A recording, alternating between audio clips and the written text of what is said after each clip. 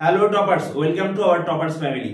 আজকে আমরা ক্লাস 9 এর ম্যাথের টোটাল সাজেশনটা দেখব। আমরা প্রথমে দেখব পাটিগণিত সাজেশন।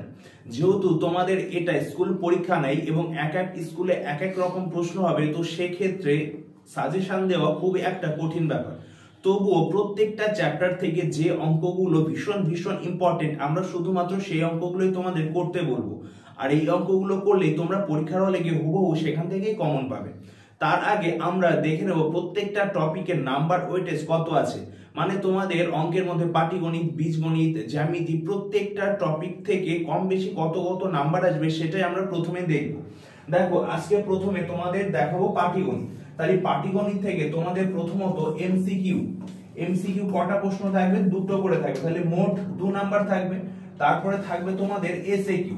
এসএকিউ থেকে মোট দুটো কোশ্চেন থাকবে, তোমাদের দুটো অ্যান্সার করতে হবে, মোট মার্ক 4 থাকবে। এবার দেখো, এখানে দীর্ঘ উত্তর ভিত্তিক প্রশ্ন আছে, এখানে তোমাদের কোশ্চেন থাকবে দুটি, অ্যান্সার করতে হবে একটি।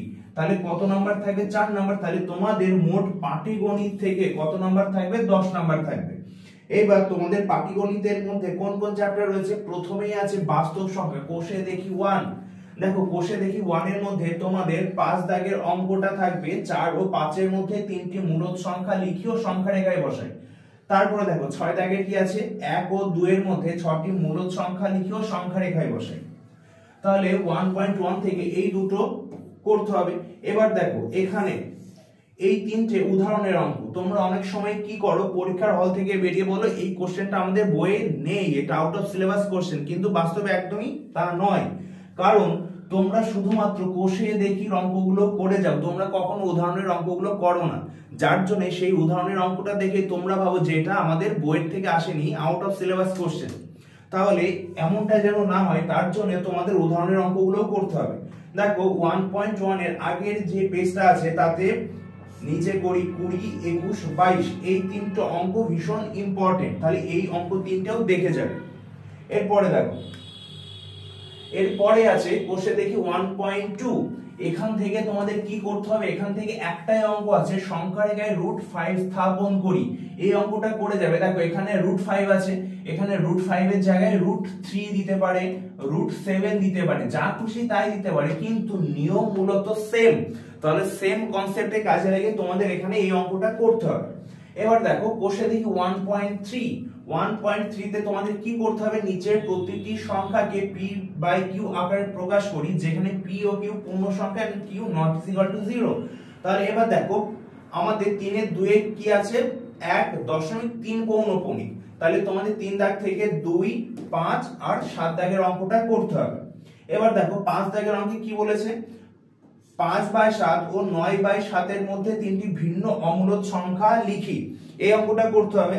এন্ড নেক্সট দেখো, এই সংখ্যাটাকে কি করতে হবে? এই সংখ্যাটাকে তোমাদের সংখ্যা রেখায় বসাতে হবে, যে 1.052 একে সংখ্যা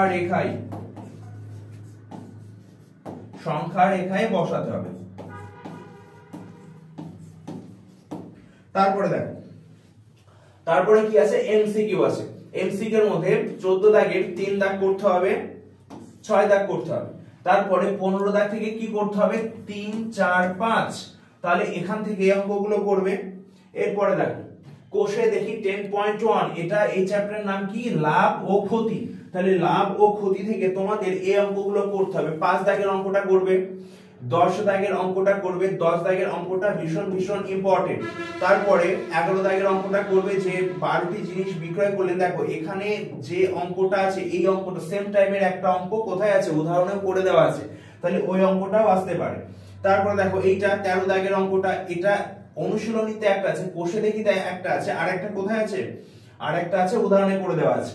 এবার দেখো 14 দাগের অঙ্ক, 17 দাগের অঙ্ক, 20 দাগের অঙ্ক। তাহলে এখান থেকে 10.1 থেকে এই অঙ্কগুলো করবে।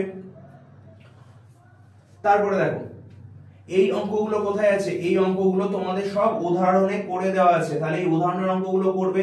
9 দাগের, 11 দাগের, 17 দাগের আর 20 দাগের অঙ্ক, তাহলে এইগুলো তোমাদের করতে হবে। এবার এখান থেকে দেখো পরে 10.2। এবার 10.2 থেকে বড় অঙ্কগুলো অতটা আসে না, যা আসে 10.1 থেকেই আসে। এবার 10.2 থেকে তোমাদের কি কি আসে? 10.2 থেকে তোমাদের মূলত এমসিকিউ এন্ড এসএকিউ আসে। তাহলে দেখো 4 দাগের 1 অঙ্কটা যে ক্রয় মূল্য বিক্রয় মূল্যের অনুপাত 10:11, তাহলে শতকরা লাভ কত, এটা করতে হবে 3 করতে হবে এন্ড 5 এরটা করতে হবে, এটা হলো। এবার দেখো 5 দাগের অঙ্কটা কি করতে হবে। 5 দাগের অঙ্ক, এখান থেকে অঙ্ক তোমাদের আসবেই আসবে, কারণ প্রথমত তোমাদের বলেছিলাম যে এখানে দেখো কি বলেছিলাম, এসএকিউ দুটো কোশ্চেন থাকবে, 4টে করতে হবে।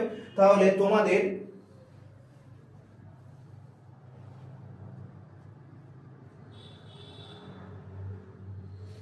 এখান থেকে একটা অঙ্ক থাকবে 2, 4 এন্ড 5।